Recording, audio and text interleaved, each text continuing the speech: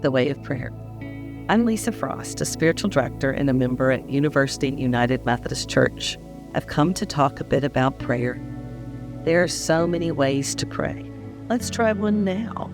You can join me in a slow breath in and out.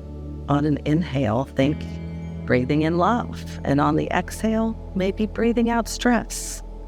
Or breathe in a word that represents the holy to you, like light or Jesus, spirit, and breathing out what you desire or need today, like guide me, be with me, heal me. An example can be inhaling spirit and exhaling guide me. These are forms of breath prayer. Wasn't that gentle and uncomplicated?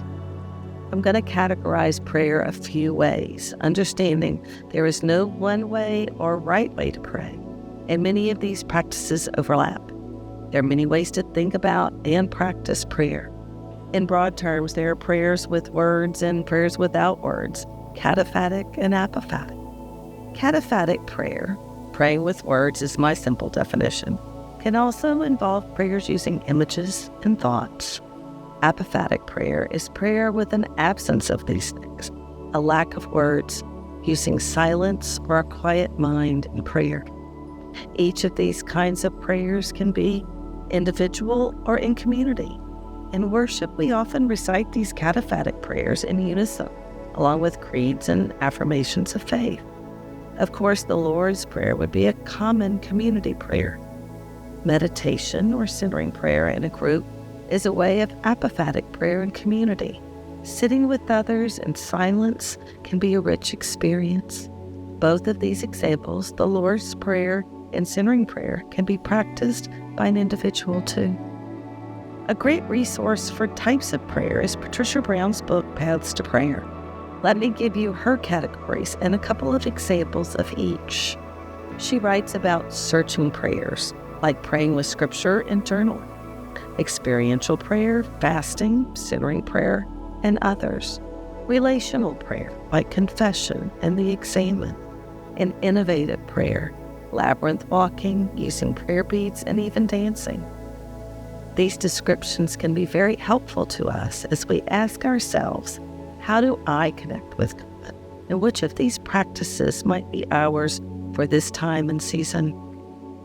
One of my favorite examples of how to pray is from writer Anne Lamott with her book titled Help, Thanks, Wow.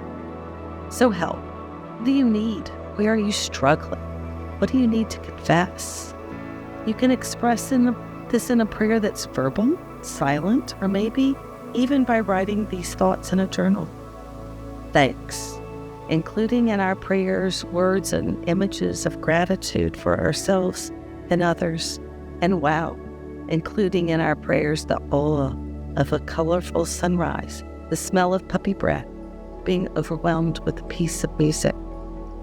There's much to say about prayer, and yet it's also very simple. Prayer helps us remain in communication with God and allows the transformation of the Spirit in each of us.